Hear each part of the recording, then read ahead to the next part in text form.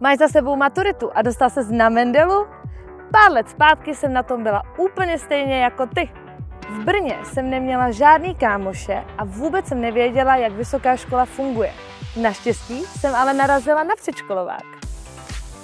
Předškolovák je oficiální seznamovací akce celé Mendelu, která probíhá 4 dny tady na Vranovské pláži. A já ti dnes ukážu, jak to tady chodí. První den akce nasedneš v Brně na autobus, který tě zaveze přímo na místo. Tam se tě ujmou instruktoři ze tvé fakulty, což jsou studenti z vyšších ročníků, kteří mají svou školou zkušenosti a poradí ti spoustu triků a tipů, jak vysokou školu zvládnout.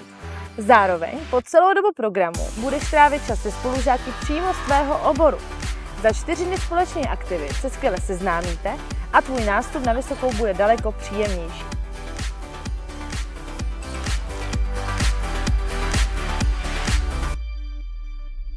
Na předškolováku se rozhodně nudit nebudeš. Kromě informací o studiu na tebe bude čekat i bohatý program. Těšit se můžeš na spoustu sportovních aktivit, jako jsou skákací boty, bumperball, vodní fotbálek nebo specialitu Vranovské pláže swing jump. Dále pro tebe bude připravena velká univerzitní zóna Mendelu, kde se ti představí studentské spolky a univerzitní součástky.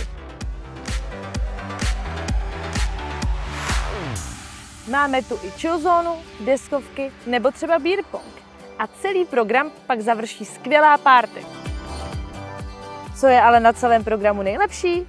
Že si ho celý sestavuješ pouze ty sám, podle svých zájmů a preferencí. Poslední večer tě oficiálně pasujeme na prváka Mendelu. Odjíždět budeš s partou kamarádů a společně si pomůžete na začátku vašich studií, což vám dá obrovskou výhodu.